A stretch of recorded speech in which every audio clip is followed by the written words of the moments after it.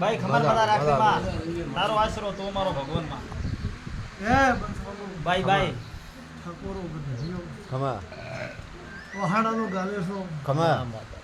આ પાસમાં નાના મોટે મજાઓ મારો માતાનો ભગવાન કહે છે ખમા ખમા આવનું પરસી માતા કુસુ બોલો બોલો ભાઈ પછી ભાઈ હું કરતા હરી વેગળા ખરો માં ઠકોરો ખમા તમારો પૂર્ણો દીવો તમારી હેંગળા માતા અને વડી શીખવતા સહી